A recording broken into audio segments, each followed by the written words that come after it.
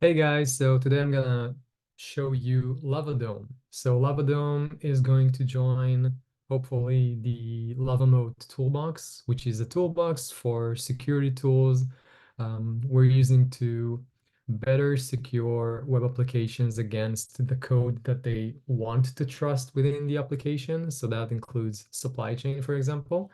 So that's basically what LavaMoat is about, and things that we ship under the LavaMoat organization are destined to help us with defending that aspect of web application security.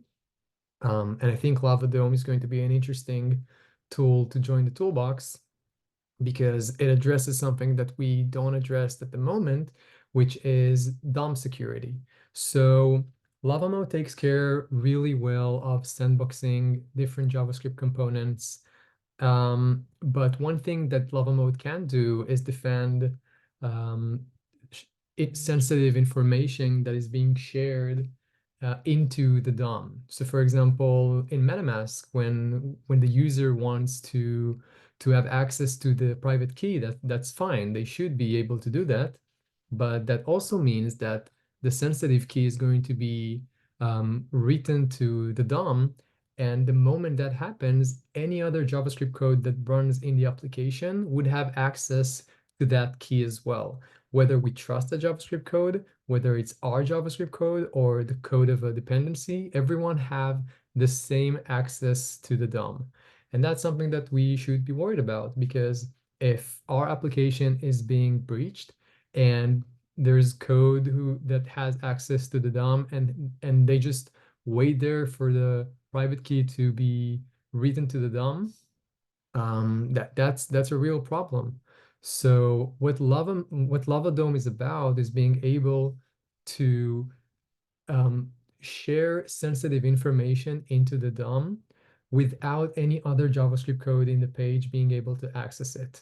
Now, the way we do it is based on some research around ShadowDOM security. So ShadowDOM is a really interesting API that allows you to encapsulate DOM nodes, and it's not a security feature, but it turns out to be pretty secure and it has um, some security concerns, but that's actually what LavaDome is about, is being able to take those concerns and address them and then wrap it up into this one tool that users can consume as a React component, for example, and then actually take ShadowDOM and make it a secure ShadowDOM. So that's what LavaDome is about.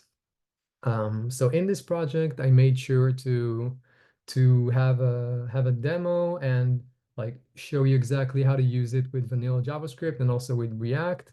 I talk a lot about the motivation. I give examples. I talk about the solution and the goals of the project, and I also talk about all the security implications that I could think of, the things that are addressed and the things that we should think about how to address. But in general, this is a pretty secure solution. So basically how it looks, there's also at this address, you can see a live demo that you can access right now. It has no server side. The whole solution actually has no server side. And you're going to be able to see here that there's two different text that's being written to the DOM. One of them is destined to be public and anyone should be able to access it. So for example, if I look at the entire DOM and try to see the inner text and see if it includes the word public, for example, then the answer is going to be true. But as you can see here, if I'm going to look for CY64, then I'm not going to find it because this part is being used, it is being written using LavaDome. And what LavaDome is in actually, so this is the public part, but LavaDome takes the secret and it just splits it into multiple shadow DOMs that each one contains a different character.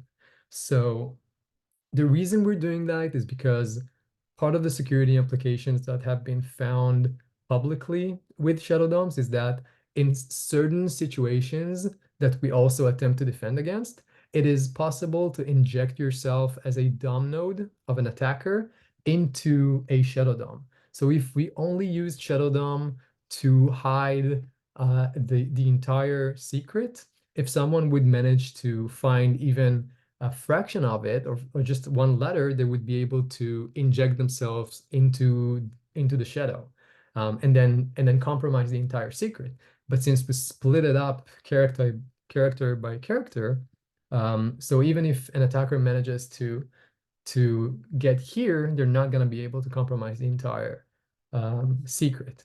And UI wise, it looks exactly the same, but for the DOM, it's practically impossible to access it. Now, demo wise, that's pretty cool. But what's also cool about this is that this is actually already working with MetaMask. So you can see here, I have two different MetaMask extensions. So this one you might recognize from the web store.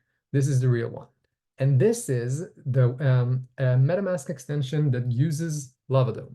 So you can see here that the private key is actually accessible here. So if I go and access the inner text, I'm going to find it. Obviously, it's not the entire key. I made it shorter for privacy reasons. But you're going to be able to access it. And this means that any other JavaScript code in the page is going to be able to access it. But that is not the case when you use LavaDome. And you can see here that UI-wise, nothing changes. But in reality, you're not going to be able to access the DOM, access the secret key, the private key, because of the fact that you're using LavaDome. And also the copy the clipboard button also works. I'm not gonna paste it because it's gonna paste the entire key, but like you get the gist of it. And what's cool about it is that the API is as simple as possible.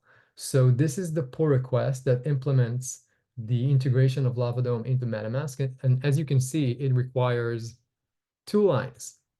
You just import it, and then you use it as a React component and just pass it the private key. And then you end up with this. I hope this would be helpful for us to enhance our security towards our users. Hope you voted.